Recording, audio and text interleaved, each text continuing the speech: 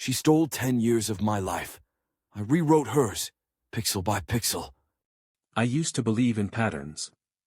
Code has patterns, sequences, logic, rules that govern the chaos. You write a few lines, and suddenly, you control a system. There's comfort in that. A world that bends to commands. But people? People don't follow patterns. I learned that the hard way. I met Elise when I was 28. She walked into the cybersecurity firm where I worked, needing help after someone hacked her email.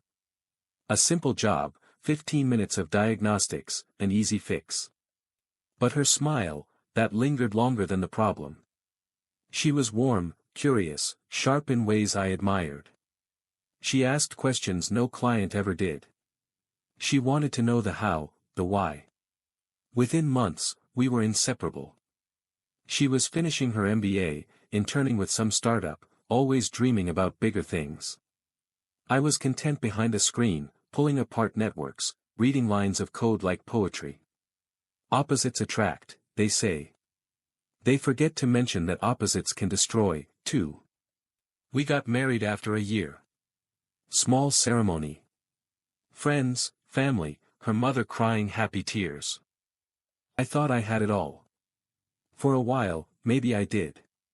It started small, as it always does. Late meetings that turned into later nights. Business trips that stretched a day longer than planned. The soft vibration of her phone against the dresser at odd hours. She laughed it off, called me paranoid. And I wanted to believe her. God, I wanted to believe her. But the patterns weren't right. She changed passwords. Stopped sharing her calendar. Dodged questions with that bright smile that used to melt me. I didn't want to be that husband, the one checking her phone, snooping through her things. I convinced myself I was better than that. Smarter. So I hacked her instead. It was easy. Too easy. One night, while she slept beside me, I slipped into her accounts like a ghost. Emails. Messages. The entire sordid trail. His name was Gavin. Her boss. Of course. The emails weren't subtle. She didn't even try to hide it. I can't wait until he's out of the way, she wrote once. Soon, we'll have everything we want, Gavin replied. I sat there in the glow of the screen, feeling the bottom drop out of my life. Every line of code I'd ever written, every system I'd ever cracked, none of it prepared me for this. But I didn't confront her. Not right away. Patterns. I needed to understand the why. How deep it went. The deeper I dug, the worse it got. There were bank transfers I never noticed. Small at first, then larger. Accounts I didn't recognize. She was shifting assets behind my back. Preparing for something. And then I found the plan. A folder buried in an encrypted drive on her laptop. She named it Sunset, poetic, wasn't it? Inside, there were emails, documents, legal drafts. She was building a case. Against me. Fraud. Embezzlement. She'd planted fake transactions. Falsified records. It all pointed to me siphoning money from her company, money I never touched. I read the email to Gavin 3 times. By the time the auditors find it, he'll be sitting in a cell. No one will believe him. And we'll be free. My hands shook as I logged out. She had framed me for a crime I didn't commit. And I knew what came next. The knock came on a Tuesday morning. Federal agents. Warrant in hand. Elise stood behind them, eyes wide, playing the shocked wife. How could this happen? What did he do? I didn't resist. What was the point? They had it all. Every false trail she'd laid out, every piece of evidence pointing to me. The trial was quick. My lawyer couldn't dismantle the case Elise and Gavin had built over a year. I watched her testify, tears in her eyes, talking about how I betrayed her, how I stole from the company, from her. She played the victim beautifully. I was sentenced to 10 years. Just like that. The world forgot about me. But I never forgot about her. Prison strips you down. Takes everything, your freedom, your dignity, your sense of time. But it gave me something, too. Focus. I spent every day, every hour thinking of her. I didn't waste time dreaming about escape or justice through the system. No. I wrote her name. Over and over. Elise. Burned it into my mind like a line of code looping forever. I didn't have money. Didn't have power. But I had something better. I had skills. And I had time. For 10 years, I rewired my mind. Taught myself every emerging technology, every system worth knowing. Prison is full of people who know how to get things. Books. Laptops. Information. I traded favors. Protected the right people. Kept my head down and learned. By the time I walked out those gates, I wasn't the same man she put in there. I was something sharper. Something patient. Something dangerous. And Elise? She had no idea what was coming. The first thing I did when I stepped out of that prison gate wasn't to breathe the free air. It was to buy a burner phone. The second was to walk into the nearest public library and sit down at a terminal like I belonged there. Because I did. I wasn't just a man fresh out of a cell. I was a ghost slipping back into the system. 10 years was a long time. Technology had evolved, smart homes, social grids, facial recognition, AI woven into every corner of life. But the same vulnerabilities still hummed beneath the surface. The same gaps in code, the same cracks in firewalls. People trusted too easily. And Elise? She'd always trusted too easily in the things she thought she owned. I started with the basics. Elise married Gavin 5 months after my conviction. I found the photos in an old corporate press release, 2 smiling snakes standing in front of a shiny new condo downtown. Their eyes gleamed with victory. Their lives had gone on.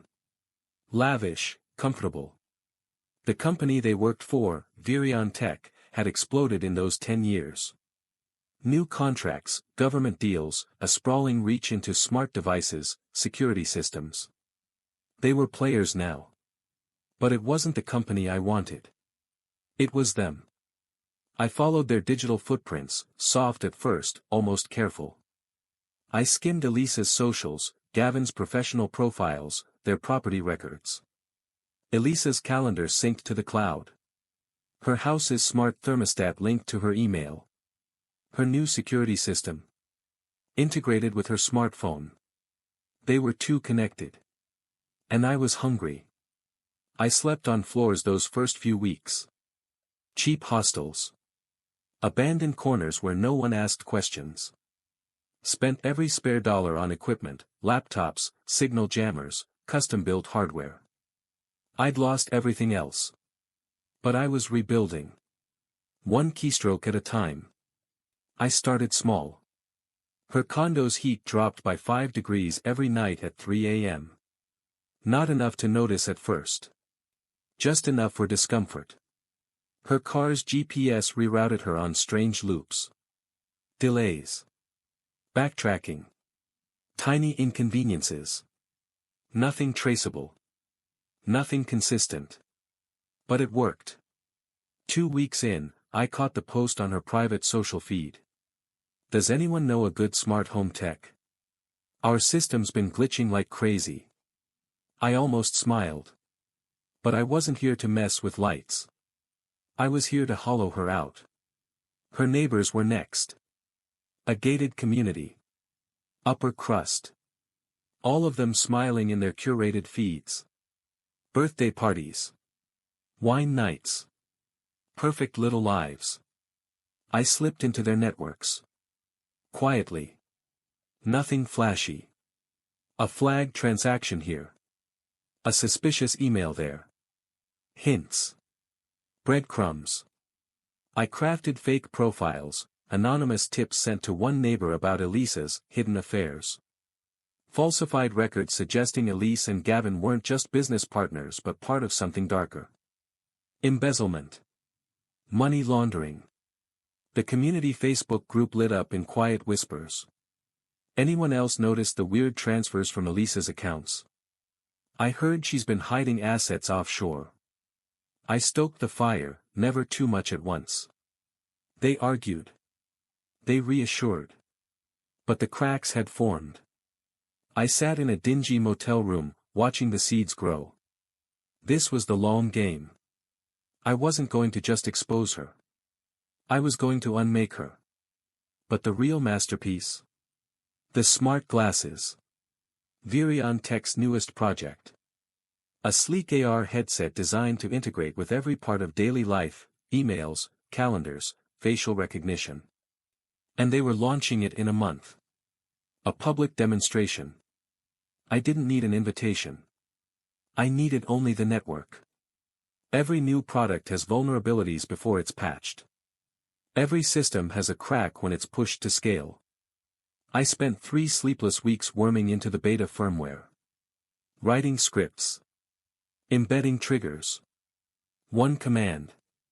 One broadcast. And when those glasses lit up at the presentation, every wearer would see my message. But it wouldn't just be a message. It would be Elise's undoing. I timed it perfectly. Days before the launch, the neighbor tension peaked. Someone leaked Elise's affairs to her HOA board. I fed the flames with a quiet nudge, anonymous emails, screenshots. Gavin left for a business trip. Elise was alone. I rerouted her security system feed. She watched herself sleep on the monitors. Only it wasn't real time. I looped footage back at her, let her think someone else was watching. She called tech support. I crashed the call halfway through. She reset the system. I let it work for a day. Then her lights started flickering again. Doors unlocking themselves. The fear crept in slow. And then it was launch day. The smart glasses. Hundreds gathered. Industry leaders. Press. The entire tech world's eyes on Virion. Elise stood on stage beside Gavin, both polished, radiant. I watched from a rooftop across the street, a quiet terminal in my lap. At the perfect moment, when Gavin lifted the glasses to his face, I executed the script. The AR display flickered. Static. Then a hooded figure appeared across every lens in the room. My voice, distorted, rolled out. You trust what you see. But not everything you see is real. Gasps. Confusion. The audience froze. Some things are hidden beneath the surface. Buried truths. Lies that built empires. Elisa's face drained of color. Her eyes wide. She knew. The message continued. Elise Carter framed an innocent man. Buried him for 10 years. But ghosts don't stay buried. Gasps turned to murmurs. Elise moved to run, but it was too late. She bolted. The moment my voice echoed across the room, Elisa's mask cracked. She shoved through the stunned crowd, her polished smile gone, eyes wide like prey scenting blood. I watched her run from behind my screen, calm as still water. It was satisfying, sure, but not enough. Not yet. This wasn't about embarrassing her. It was about watching her crumble. The audience inside the auditorium fumbled with their glasses. Gavin stood frozen on stage, his face flushed red, stammering something about a technical glitch. But no one believed him. The air was thick, charged with suspicion. Every person in that room had seen the same thing. Elise Carter framed an innocent man. Buried him for 10 years. But ghosts don't stay buried. That wasn't a glitch. It was a reckoning. But the real show was just beginning. Because while Elise ran, the rest of the world was catching up. The message wasn't confined to that room. I'd seeded it everywhere. Social feeds. Anonymous drops to journalists. Encrypted forums that always sniff for blood. Her name was spreading, slow at first, then faster. Who is Elise Carter? What's this about framing someone? Virion exec tied to false imprisonment. Sorry to interrupt your viewing experience. But we really need your support, namely a subscription to the channel, which can make it possible to hire a professional voice actor and make the best content for you. I didn't post responses. I didn't need to. The crowd was hungry, tearing into her past. Speculating. Connecting dots that weren't even there yet. All while Elise tried to keep her world from burning. That night, I tracked her to her condo. She'd locked the door, old habits die hard, but I wasn't breaking in. No, she had enough demons in there without me. I watched from across the street as the lights in her window flickered on and off. As she paced back and forth, phone glued to her ear, probably calling lawyers, PR firms, Gavin. Desperation hung around her like smoke. But nothing she said could smother the doubt now crawling under her skin. She knew it. And so did I. I remembered the last time I saw her in court. How she sat there, hand clutching Gavin's, dabbing fake tears from her eyes as she told the jury I was a liar. A thief. A manipulator. I remembered every word. I remembered the way she looked at me as they read the verdict. Like I wasn't a person anymore. Just something inconvenient, something to be discarded. That gaze, the cold finality of it, that stayed with me for a decade. But tonight, as I watched her through those windows, I felt none of that weight. I felt something cleaner. I felt vindicated. The pressure mounted. The next morning, journalists stood outside her building. Not a crowd, just a few, but enough to stir the pot. I made sure they had more to chew on. Another anonymous drop, screenshots of fake transactions, planted just the way Elise had once framed me. But twisted back at her. Evidence that maybe she'd been hiding funds. Maybe she'd been manipulating the books at Virion. The press latched on like leeches.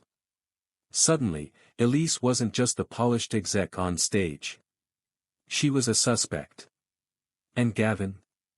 His company's investors started asking hard questions. His emails leaked in snippets. Phrases like damage control, crisis plan, isolate Elise. She wasn't just falling. She was being cut loose. The calls started late that night. Blocked numbers. Heavy breathing. I answered the third one. Nothing for a moment. Then her voice, trembling under the weight of everything she built. What do you want? I let the silence stretch. I could almost hear her heart racing on the other end. I know it's you, she whispered, her voice cracking. I know you did this.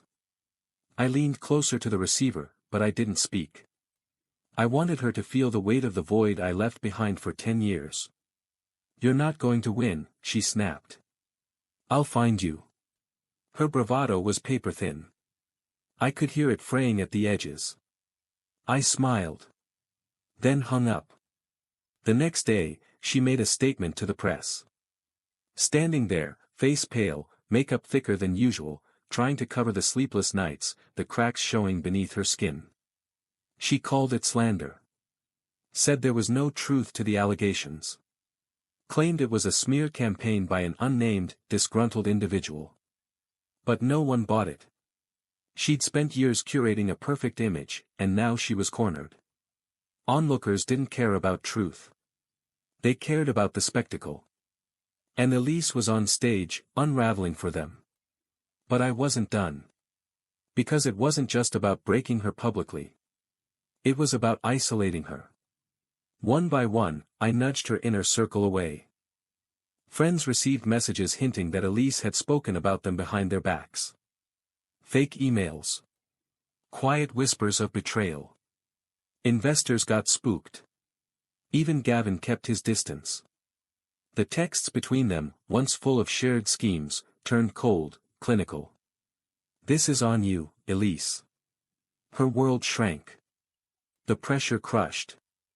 I watched her through the glass as she sat alone at night, clutching her phone like it might save her. She was starting to understand. This wasn't revenge. This was justice. You never really know someone until the world starts turning against them. Elise had spent years polishing her reputation to a mirror sheen, every photo, every interview, every dinner party calibrated to reflect perfection. But mirrors don't shatter all at once. They crack. Quietly, then violently. Now. She was walking barefoot across broken glass. Her social media pages, once vibrant and performative, had gone dark. Her LinkedIn was flooded with curious questions from strangers. Investors were pulling inquiries. One anonymous user commented on a thread. "You're not a visionary, Elise. Just a well-dressed thief." It had over 12,000 likes. I didn't post it. But I'd left the breadcrumb trail that led to it. Even Gavin, the man she torched my life for, was unraveling. His company's board had met without him. A temporary leave was announced on their website, buried 3 clicks deep. When she called him, I knew, because I was listening, he answered with 3 words. "Handle it yourself." Then he hung up. I saw her 2 days later, in the cafe below her condo. Hoodie pulled over her face, sunglasses on, sipping something cold with hands that wouldn't stop trembling. No makeup. No posture. Just a shell. The barista smiled too tightly. Her presence now drew quiet attention, not admiration. She looked up once. And I swear, she saw me. I didn't flinch. Just gave her the slightest nod. She stood up too fast, knocked her drink over, left the cafe like it was on fire. I didn't follow. That was her problem now, everyone she saw could be me. The pressure was morphing into paranoia. That night, she filed a police report, stalking, cyber harassment, threats. But there was nothing solid. Just noise and fear. I made sure to keep it that way. Her home security camera kept glitching at 2:43 a.m. sharp. Her laptop refused to accept her fingerprint on the first try. Her TV turned on to static when she entered the room. Always just once. Always just enough. She stopped sleeping. You could see it in her face. The hollow under her eyes. The way she blinked like the light hurt her. Even her mother called her out on live television. I hadn't expected that. Some well-meaning anchor thought a humanizing moment might shift public sympathy. Brought on Elise's estranged mother via video link. Elise always wanted to be in control, her mother said, with a tired sort of sorrow. Even as a little girl, she couldn't stand not getting her way. But what she did to that man, if it's true. God help her. That last sentence broke her. You could see it. The way her breath hitched, her lip trembled. A lifetime of manipulation, and suddenly she couldn't manipulate her way out of a camera frame. She went underground after that. No interviews. No public statements. Just rumors. A few reporters tried to find her. Most failed. One posted a grainy photo of her exiting a building alone, dressed in black, phone clutched like a weapon. The caption read, "The woman who vanished herself." But I wasn't done. Not yet.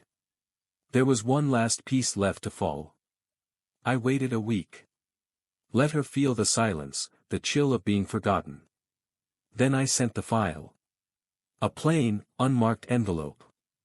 Hand-delivered to her office, where a junior assistant found it and, out of curiosity or instinct, opened it in front of 3 coworkers. Inside, a USB drive. The assistant plugged it in. A single file autoplayed, a video compilation. Courtroom footage of my trial. Elise testifying. Me in cuffs. Cut to, screenshots of her emails to Gavin. Her own voice, laughing in a voicemail. A spreadsheet showing the bank transfers that she made. A fake journal entry with her signature, confessing to everything. All of it scored with soft piano. Subtle. I didn't want rage. I wanted discomfort. Disbelief. The kind that sticks. The assistant screamed. The video made its way online within hours. It wasn't enough to destroy Elisa's credibility. I wanted people to start doubting her memory. Her intent. Her sanity. That night, she called again. Blocked number. Just her breath, ragged and shallow. Why? She asked. Why are you doing this? I waited. Let her sit in the echo. I know I ruined you, she whispered. I know that. But please, please stop. Her voice cracked like porcelain. The sound of someone out of weapons. Out of excuses. But I wasn't looking for an apology. I was looking for the only currency I ever wanted from her. Regret. Do you remember, I said slowly, the day you testified against me? She didn't answer. You looked at me like I didn't exist. She started crying. A low, breathless sound. I remember every second of it, I added. And I'm still here. I still exist. I hung up. That was the night she packed a bag and tried to leave the country. I knew because I'd already flagged her passport. She got stopped at the airport. Questioned. Detained. Released, but rattled. Every exit she reached for, I closed before she arrived. Not out of cruelty. Out of principle. She stole 10 years of my life. I was taking hers back day by day. Regret is a strange kind of fire. It doesn't burn fast. It smolders. Quiet. Patient. It eats a person from the inside out until all that's left is ash held together by memory and shame. And Elise, she was burning. She didn't return to the condo. Neighbors said movers came in the middle of the night, boxed up her life like it never existed. No forwarding address. Just a trail of rumors and an empty penthouse. She tried to hide in a rented flat across the river. A building with no doorman, no concierge, no eyes. But it was too late for hiding. Too many people had questions now. The Virion board had cut ties with Gavin 2 weeks earlier. And without him shielding her, Elise became the scapegoat they were waiting for. Investors called it a strategic pivot. Publicly, they said nothing. Privately, they left her hanging. Alone. And that's exactly where I wanted her. I released the second video 3 days later. This one was more than evidence. It was a story. Narrated. Stylized. Structured like a documentary, clean voiceover, edited courtroom clips, news headlines, spreadsheets, surveillance footage. Every lie she told. Every time she looked into a camera and denied what she'd done. I didn't appear in it. I didn't need to. The video ended with a black screen and one line of text. The innocent remember. The guilty run. Within 24 hours, it had 5.3 million views. Elisa's name trended globally. Not as a CEO. Not as a businesswoman. But as a fraud, a mastermind, a liar. The world loves a downfall. Especially one they can watch in real time. I paid a visit to her new address. Not to confront her. That part was over. I left a single envelope outside her door. No name. No threats. Just a folded copy of the article that covered her wedding to Gavin. The headline read, "Power Couple to Watch." I crossed out the word power. Wrote one word beneath it. Decay. She disappeared again after that. Even the online sleuths couldn't track her. No more posts. No credit card activity. It was like she'd fallen off the map. But I knew better. I knew where she'd be. They were hosting a conference in Berlin, tech leaders, futurists, CEOs crawling out of the rubble to spin fresh narratives. Elise had once been on that stage. And now. She was in the crowd. A nobody in the shadows. I saw her 3 rows from the back. Slouched in a chair, eyes darting, hood pulled low. She looked thinner. Smaller. Like even gravity had lost interest in her. She didn't see me. But she saw the screen when it flickered mid-presentation. Just for a second. Her photo. One frame. And then, a whisper of text. I see you. She left her seat like it was burning. I didn't chase her. I didn't need to. I had become something else now. Not a man. Not a name. A presence. She would see me in reflections. Hear me in static. Flinch at shadows in daylight. I didn't have to speak again. Her silence would do the rest. But the most beautiful part? She couldn't explain it. There were no emails, no fingerprints, no logs. Just consequences moving in quiet arcs. Every person she tried to explain it to backed away a little further. Was she being targeted? Maybe. Or maybe she was just losing it. Either way, she was alone with it. And that was the justice I was after. But even ghosts want closure. So I left her one last gift. In a hotel room she rented under a fake name in a city that wasn't hers. She opened the bathroom mirror cabinet. And saw her own face staring back. Beside it, a flash drive, taped to the glass. She hesitated, but she plugged it in. The file opened to my voice. Clear this time. No distortion. No shadows. Just me. Hello, Elise. She froze. I let the silence linger. This is not about forgiveness. Or reconciliation. You don't deserve either. I let that sink in. You left me to rot in a box for 10 years. Lied with tears in your eyes and slept fine after. Her breathing was ragged. You tried to erase me. And I erased everything you built. The screen lit up with images, her ruined reputation, headlines, Gavin's indictment, messages from friends who no longer trusted her. And then. A photo of me. The first she'd seen in over a decade.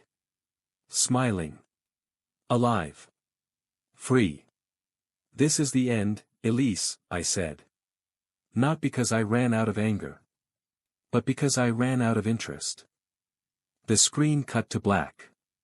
She sat there for a long time, staring at nothing. She didn't scream. Didn't cry. She just broke, quietly. The kind of break no one sees. No headlines. Just ruin. Exactly how I wanted it. I didn't need to watch the fallout. I knew how it would end. The last message, the one Elise opened alone in that cold hotel room, wasn't meant to threaten. Or gloat. It was the final cut. Because after all the headlines faded, after the journalists moved on to newer scandals, after Gavin struck a plea deal and quietly disappeared into obscurity, she'd still be there. Alone. With the weight of everything she'd done. The world forgets quickly. But guilt? It's patient. 3 weeks passed after I sent that final message. I stayed quiet. Disconnected. Let the silence do what words never could. Until I got the email.